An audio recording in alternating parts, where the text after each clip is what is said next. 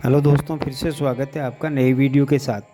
बहुत समय पहले की बात है। किसी राज्य में एक कंजूस राजा रहता था। वह किसी को कुछ नहीं देता, हाँ नाराज़ होता तो दंड अवश्य देता। एक बार राजा की इच्छा पुराण सुनने की हुई। एक ब्राह्मण को पता चला तो वह राजा के पास गया और कहा, महाराज मैं आपको पुराण सुनाऊंगा। ब्राह्मण को भ्रम था कि राजा उसको काफ़ी धन देगा। राजा ने कहा, मुझे तुम्हारा प्रस्ताव स्वीकार है। ब्राह्मण एक वर्ष तक निरंतर पुराण सुनाने के लिए राजभवन जाता रहा। जब कार्यक्रम समाप्त होने को आया तो ब्राह्मण ने कहा, महाराज अब हमें शांति पाठ करना चाहिए। राजा पूजा के समय महल में आकर बैठ गया। साथ में ना पूजा की सामग्री थी ना दान दक्षिणा। पूजा की सारी व्यवस्था ब्राह्मण ने खुद की। अब पूजा समाप्त हुई तो ब्राह्मण ने राजा से दक्षिणा मांगी। राजा ने मंत्री को बुलाकर कहा, पंडित जी को खजाने से 3 रुपये दे दो। पंडित जी आश्चर्यचकित रह गया। बेचारे ने 1 वर्ष घर बार छोड़कर अपने खर्च से पुराण कथा की। उसके पास जो कुछ धन था वह सब भी खर्च कर दिया। पूजा पाठ का सामान भी अपने पैसों से लेके आया। इतना सब कुछ करने के बाद राजा सिर्फ 3 रुपये दे रहा था। ब्राह्मण यह सोचकर बड़ा दुखी हुआ।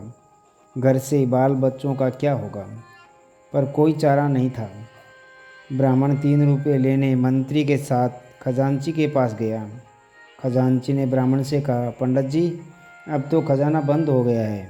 अगर अब मैं खजाना खोलूँगा तो 1 रुपये देना होगा।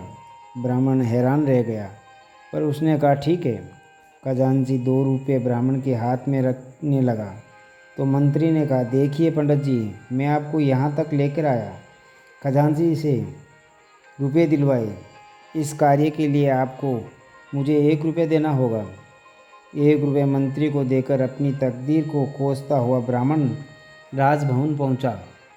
अपनी गरीबी तथा राजा के व्यवहार के बारे में सोचते सोचते वह दुखी हो रहा था।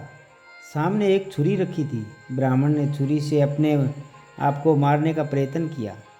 रानी ने भवन की खिड़की से यह सब कुछ देख लिया और उस ब्राह्मण को अपने पास बुलाकर सब बातें पूछी। फिर कहा, महाराज आप ब्राह्मण हैं, आपको आत्महत्या करना शोभा नहीं देता।